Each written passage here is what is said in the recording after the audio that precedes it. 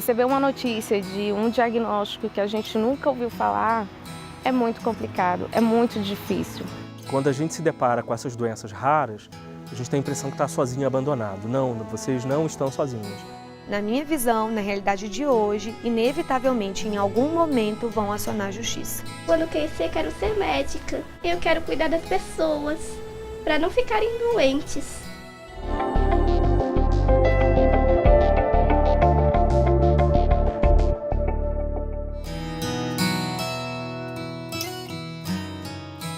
Tive uma gestação tranquila. No hospital, quando ganhei ela não apareceu para mim para amamentar. Foi quando a médica falou, olha, ela está com desconforto respiratório, é comum em algumas crianças, ela vai ficar na UTI.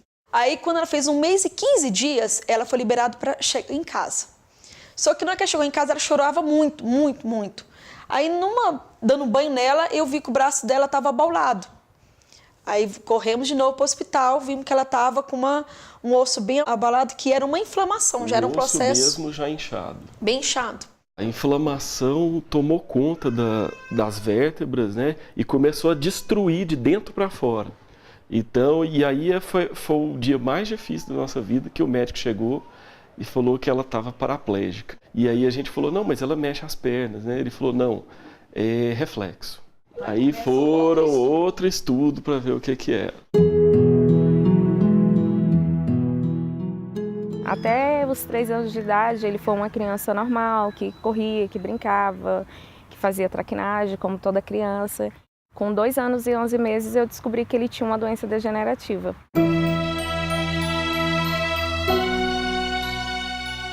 Com 8 meses de idade, meus pais começaram a perceber que eu estava perdendo muitos movimentos de um bebê, né? Eu não ficava mais em pé, sozinha. Eu não conseguia engatear com a mesma agilidade de uma criança de 8 meses de idade. E aí eles me levaram, buscaram, né, respostas sobre o que estava acontecendo. E aí eu fui parar no Hospital Sara Kubitschek, que é um hospital muito bem reconhecido, né, no Brasil. E lá eu fui diagnosticada com a patologia de atrofia muscular espinhal do tipo 2.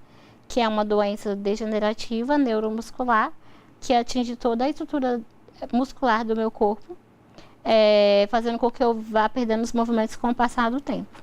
Como o médico, ele não tem, durante a sua formação, muito contato com doenças raras, ele vai encaminhar esse paciente de um para outro especialista e essa história vai se repetir até que ele dê a sorte de encontrar alguém que já ouviu falar, algum médico que já ouviu falar naquele sintoma e que possa estar relacionado a um grupo de doenças raras. A gente foi para São Paulo, ficamos lá... 1 semana, aproximadamente. 1 semana. E aí foi todas as especialidades, todos os médicos, todos os especialistas na frente. Aí um falou, cardiologista, não é comigo. O outro, não é comigo. Foi tirando a especialidade. Aí a reumatologista, olha, tem uma criança com mesmos sintomas da Ana Clara.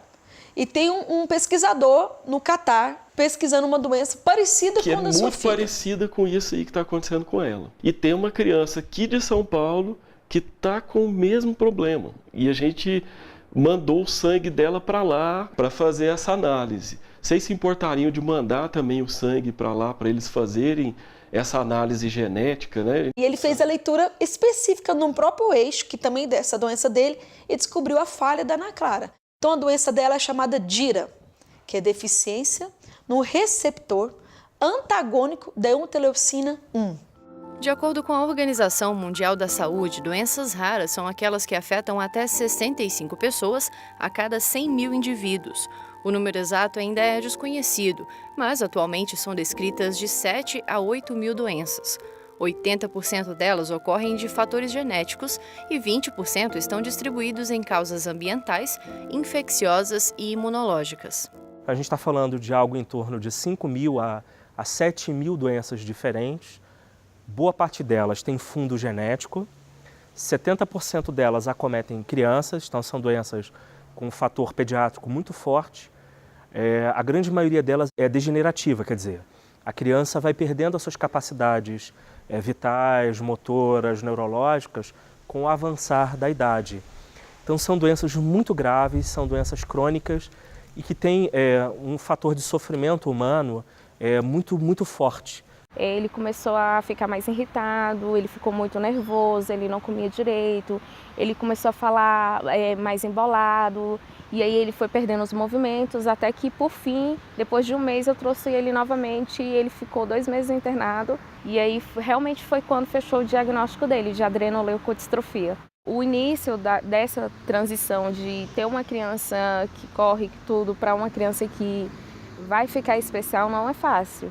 O paciente não é a pessoa em si, passa a ser a família. E aquele paciente e a família, num primeiro momento, ele se desagrega.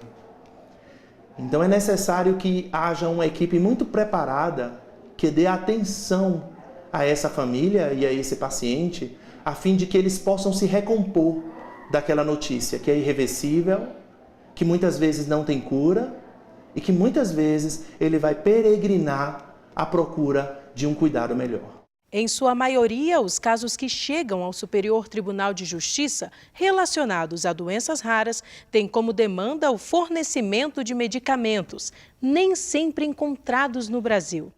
É o caso de uma moradora de Rondônia, que precisa de um remédio para tratar a hemoglobinúria paroxística noturna, HPN, doença que compromete órgãos e funções vitais.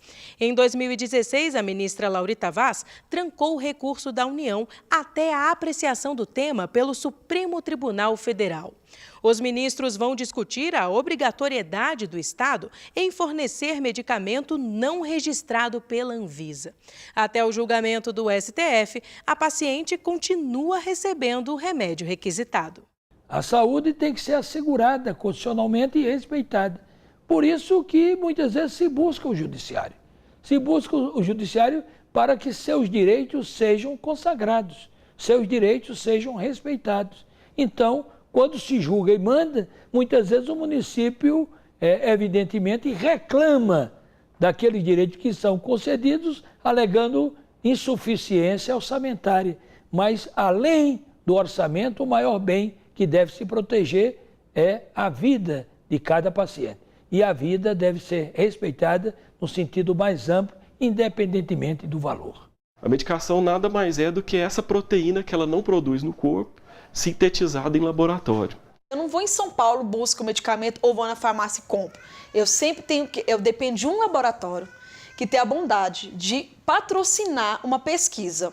Porque assim, a gente ganha muita coisa do governo americano, mas é o laboratório que é o principal que patrocina praticamente tudo. É uma pesquisa, né? A pesquisa. A gente não sabe até quando isso vai. Não sabe. Então isso assusta o futuro.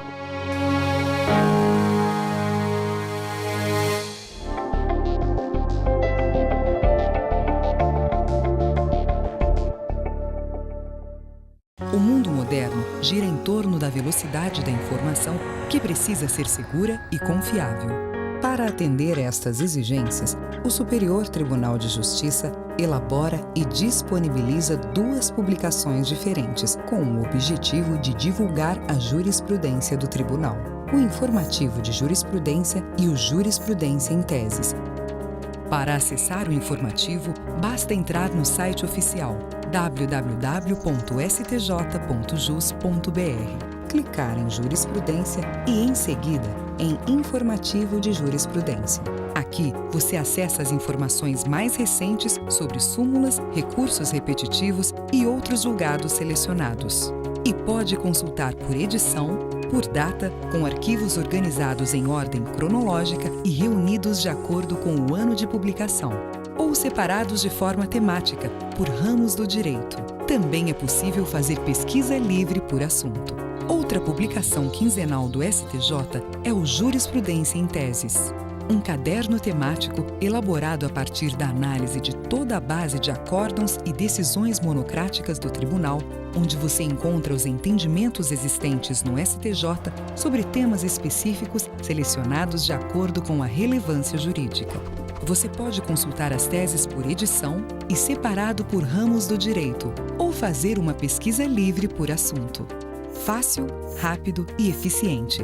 É a busca pela excelência no atendimento a você, cidadão brasileiro. Superior Tribunal de Justiça, o Tribunal da Cidadania.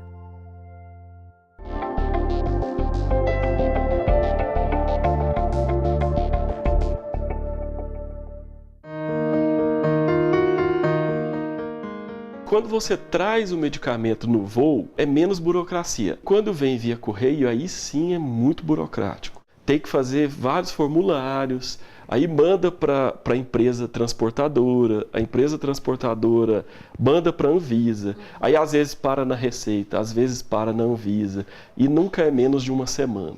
É bem assim, estressante porque esse medicamento ele é refrigerado. A médica falou, se ficar mais de 10 horas, ele perde a eficácia dele, né? E se perder a eficácia ou voltar a medicação, a gente vai ter um problema muito grande, porque ele é muito caro. Muitas vezes a pessoa vai esbarrar na questão do medicamento. Então o médico vai prescrever o medicamento, o médico do Sistema Único de Saúde, provavelmente já vai dizer para o paciente, olha, infelizmente nós não temos no SUS esse medicamento. Ou até mesmo esse medicamento não é sequer autorizado a comercialização no Brasil. Então a pessoa portando o receituário médico e um laudo que especifique qual é a doença, qual a razão de aquele medicamento ser eficaz para a doença, qual a consequência que a pessoa vai ter se ela não tomar o remédio, como por exemplo o risco de morte, ou risco de agravamento da doença, ou queda brutal da qualidade de vida. E aí, com essas informações todas, a pessoa pode buscar, se for carente, a Defensoria Pública, se não for carente, pode buscar um advogado, e aí o caminho é realmente o Poder Judiciário. Há pouco mais de um ano, quando eu fazia parte da segunda turma da primeira sessão do Superior Tribunal de Justiça, chegou em minhas mãos como relator uma ação civil pública em que o paciente reclamava a ausência por parte do município com relação a alguns determinados medicamentos. Tratava-se de um câncer denominado como de doença rara. E, evidentemente, que nós decidimos por unanimidade no sentido que fazia jus ao paciente esse remédio, no sentido que estava em jogo o direito à vida.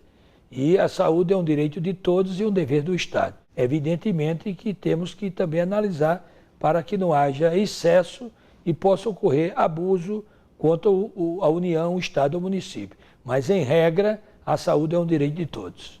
O Brasil precisa entender que há um contingente enorme de pessoas que vivem com doenças raras que precisam ser resgatadas desse estado de abandono sistemático em que elas vivem. Tem custos? Tem. Mas se esses custos forem tratados de uma forma transparente, com equidade, com justiça, com parcimônia, não vai faltar para ninguém. Em relação às doenças raras, nós não temos ainda leis dispondo sobre pontos muito importantes para conseguir atender as pessoas com essa condição. Nós temos somente uma portaria do Ministério da Saúde que fala sobre uma política nacional para pessoas com doença rara e também estabelece diretrizes para a organização do SUS para atender a essas pessoas. Mas, na verdade, falta, principalmente em relação aos medicamentos, uma regulamentação. Os medicamentos para as doenças raras, geralmente, não estão padronizados pelo SUS, porque são doenças muito peculiares, únicas, e também, muitas vezes, não foram sequer autorizados pela Anvisa. Em 2016, chegou às mãos da ministra convocada Diva Malherbe o caso de uma criança com pouco mais de 1 ano de idade, portadora de tirosinemia com alteração hepática, doença rara causada por um erro congênito do metabolismo. Ela precisava de um leite especial e de um medicamento não registrado na Anvisa. No voto, a ministra negou o recurso da União, pois entendeu-se que, em razão das circunstâncias excepcionais que envolvem o tratamento de doença grave, a inexistência de qualquer outro tratamento pelo SUS e a inviabilidade da realização de transplante de fígado, era necessário o fornecimento do medicamento e do leite especial. Eu tive que entrar na justiça, não só para o pedido de cirurgia, mas assim, no início da doença dele, eu tive que entrar com pedido para poder conseguir fraldas, remédios, todos os insumos que ele precisa para poder estar usando em casa. Infelizmente, o governo muitas vezes não tem cumprido a contento a legislação em vigor. E a gente tem que buscar por outros meios, e o judiciário tem sido essencial nessa questão. Em relação à judicialização da saúde, hoje eu percebo que existem pelo menos 2 polos de ações que fazem parte desse fenômeno. Um deles são daquelas ações que não deveriam estar acontecendo, ações que não deveriam existir, porque elas poderiam ter sido resolvidas ou no momento de conciliação, ou ações que não têm mesmo um cabimento, porque a pessoa às vezes acaba se aproveitando pela questão da relação de saúde hoje, ser em sua maioria uma relação de consumo. Agora, existe um polo, que é desse polo que a gente está tratando aqui, que é o polo de pessoas que lutam por medicamentos, medicamentos que muitas vezes o Estado não está conseguindo prover, e em algumas doenças raras só o Estado pode prover o medicamento, ou seja, esses pacientes dependem de importação de medicamentos. Não importa o quanto de dinheiro, o quão bem de vida seja a família daquela pessoa, a pessoa depende do Estado. Talvez a maior vitória, vitória social que tivemos na Constituição de 88 tenha sido a Constituição do Sistema Único de Saúde.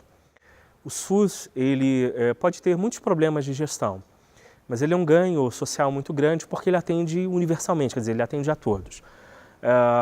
Enquanto política pública, eu acho que precisamos, para a área de doenças raras, reforçar o papel do SUS no cuidado, no atendimento dessas pessoas.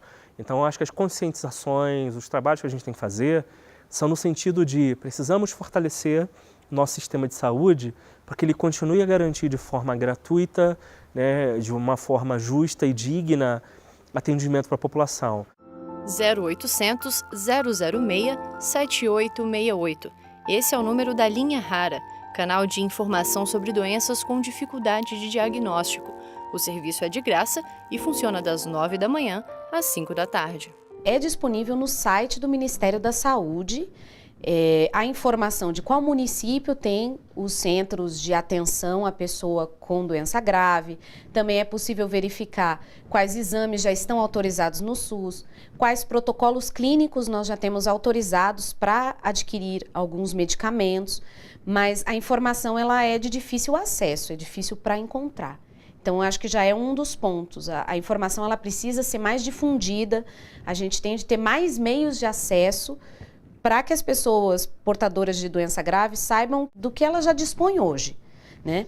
E falta ainda muito, como disse, em relação à atualização da medicina e a autorização e a inclusão de medicamentos e tratamentos nos protocolos do SUS. A gente precisa de uma velocidade maior, precisaríamos de um tratamento preferencial mesmo em relação a essas doenças que são crônicas, geralmente não tem cura e demandam um tratamento que é difícil até de diagnosticar, de prescrever.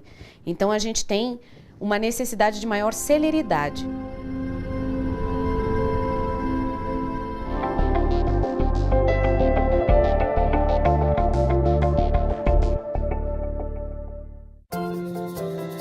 Informação precisa, segura, confiável e direto da fonte. Na página da Jurisprudência do Superior Tribunal de Justiça, você encontra tudo isso e muito mais. Para acessar, basta entrar no site oficial www.stj.jus.br e clicar em Jurisprudência. No link Legislação Aplicada, você encontra o entendimento do STJ sobre a aplicação de determinado dispositivo legal. Isso mesmo, aqui estão os dispositivos legais estudados e anotados com a jurisprudência mais recente do Tribunal. Já no índice remissivo dos recursos repetitivos estão todos os acórdãos dos recursos submetidos ao rito dos repetitivos que já tenham sido publicados. Organizados por ramos do direito, você também pode consultar em pesquisa livre. A página da Jurisprudência ainda oferece as súmulas anotadas do STJ com trechos transcritos de julgados do Tribunal.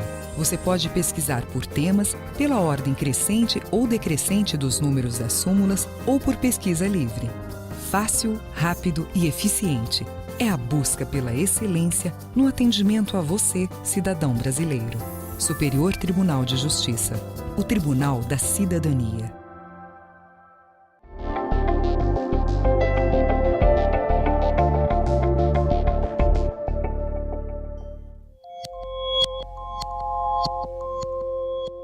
Calcanhar de Aquiles, do mundo inteiro no que tange a doenças raras é a falta de acesso à informação, não é a falta de informação. Informação existe.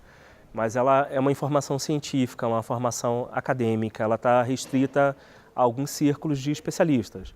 Muitos casos são noticiados, mas essa parte de direitos não é noticiada, não é dada a devida atenção, e esse paciente que já tem um diagnóstico difícil, complicado, ele fica aí sujeito às dificuldades, às limitações do dia a dia, porque ele não tem informação dos seus direitos. Nós, como pessoas com deficiência, nós temos urgência, né, para usufruir desses direitos.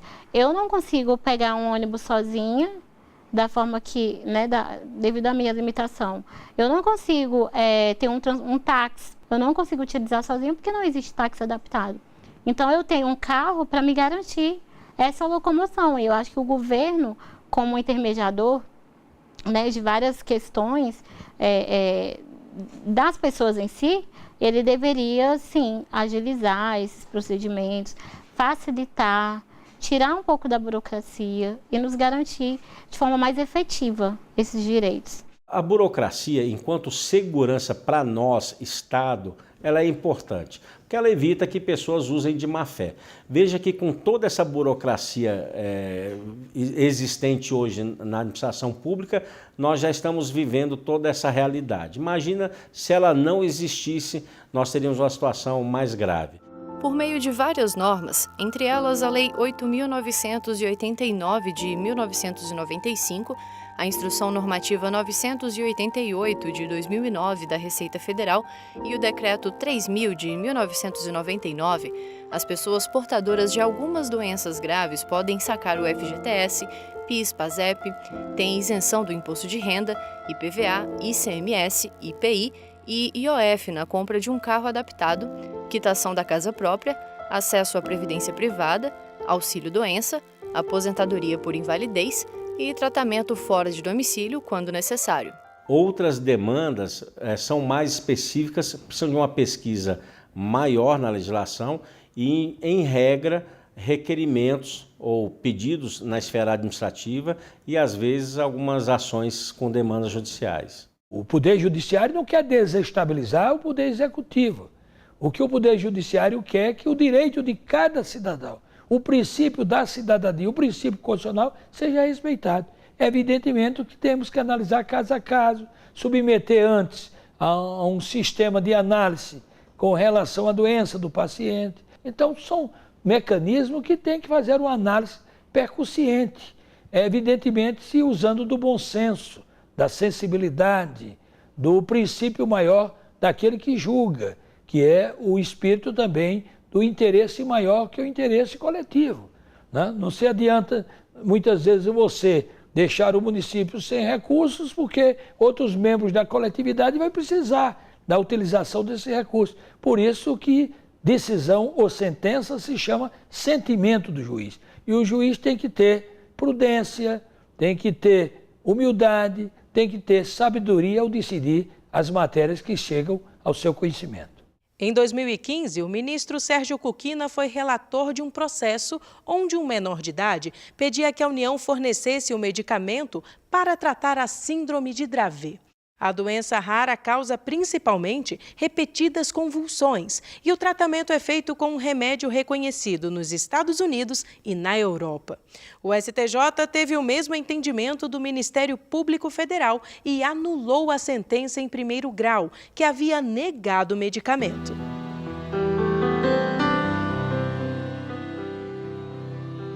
Nós temos muitas leis, mas a gente tem pouca fiscalização. Pouquíssima fiscalização. Existe a lei da acessibilidade? Sim. Que garante calçamentos com rebaixamento? Sim. Existe a lei da acessibilidade que me garante um piso tátil, no caso para um cego? Sim.